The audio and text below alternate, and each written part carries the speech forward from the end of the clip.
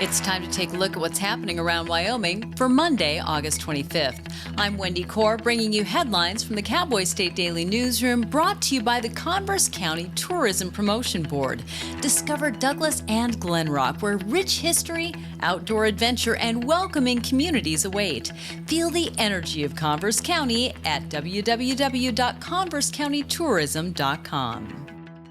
Just as hundreds of wildland firefighting crews are getting a handle on multiple fires in the Bighorn Basin of northern Wyoming, spots in the Tinderbox Dry Bridger Teton National Forest are blowing up.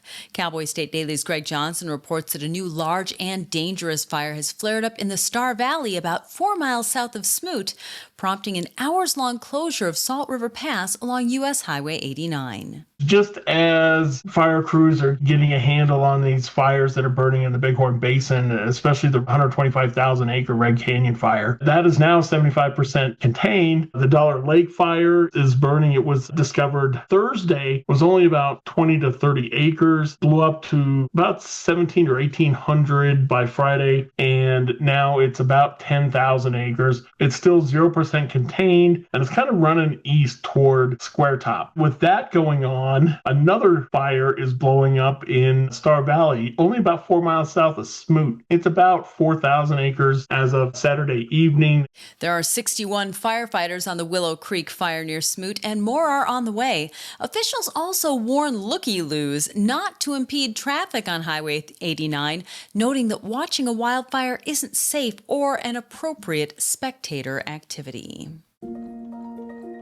Last year, the Shoshone Police Department issued 2,372 speeding tickets. If you were to divide that into its population of 630, it's the annual equivalent of about 4 speeding tickets for every man, woman, and child in this mile-wide town. Of course, these citations are not going to local residents. They're doled out among the 3.4 million out-of-town travelers who pass through each year.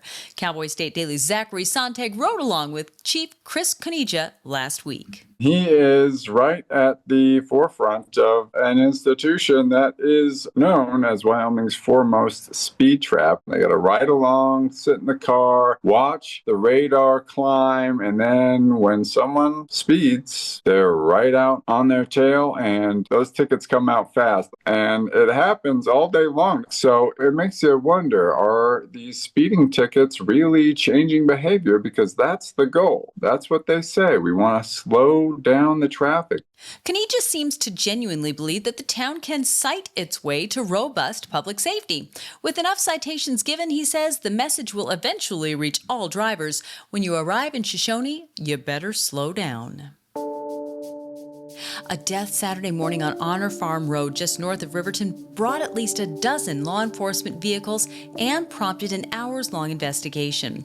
Cowboy State Daily's Claire McFarland arrived on the scene around 7 a.m. Saturday, where officers had discovered the dead body of a juvenile male who'd apparently been stabbed. Fremont County Sheriff's deputies and Riverton Police Department officers responded early, 4 a.m. to Honor Farm Road. Now that stretches alongside the prison farm. I was there while they were processing the scene. I watched them bag up a Nike shoe, a wad of fabric. They took copious photos. And then lastly, they put the youth on a gurney and the coroner took custody of the body. The sheriff's office on Saturday said that a lot of the witnesses and the suspects fled before investigators got there.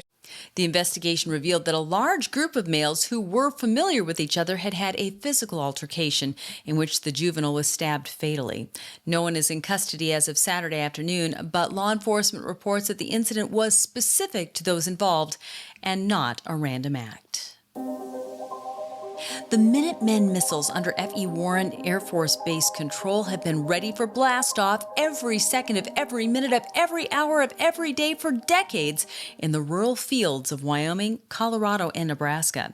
And for anyone who's ever wondered what happens in the underground bunkers that house the controls to the nation's nuclear arsenal, Cowboy State Daily's Renee Jean was given an extremely rare opportunity to tour one of those underground capsules from which America's missiles would could be launched if they are ever needed. They built this stuff in the 60s and the 70s. So to me, it felt a lot like I'm on this time travel trip. The elevator could be a TARDIS. And then you get down there and it's dark and it's dungeony. And you step on the floor and there's shock absorbing equipment under there because if there's an earthquake or an above ground attack to try to get at these bunkers, which have been hardened against attack. And then the air, they keep it dry. It didn't taste good. It was kind of dank and musty tasting. There's a big blast door that you have to open, the elevator there. And then everything in there is just really old. The cost of repairs and updates is driving replacement of the Minutemen system, as well as the sense that the nation's overall technology will be outstripped by adversaries like China and Russia. The planned installation of the new LGM-35A Sentinel system is estimated to cost around $141 billion. I'll be back with more news right after this. First Northern Bank of Wyoming has been a pillar and a cornerstone in our community since 1885. It's the oldest continuing operating bank in existence in Wyoming today. I see First Northern Bank make a positive difference in our community. They're always in the list of sponsors. Our people deliver the absolute best service that you can find.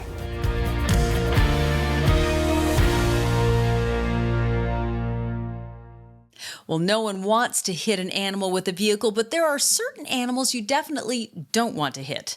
A mule deer will bend a bumper, but a cow could literally cost you an arm and a leg or even your life.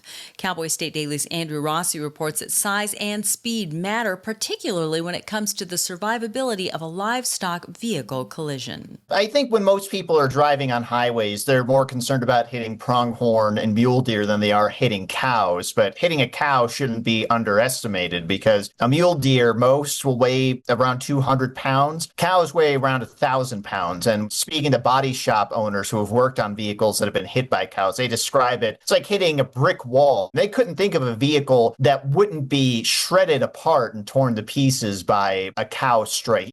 Hitting a cow is extremely dangerous, expensive, and life-threatening, and drivers should not underestimate cows and the possibility of running into one when driving through Wyoming.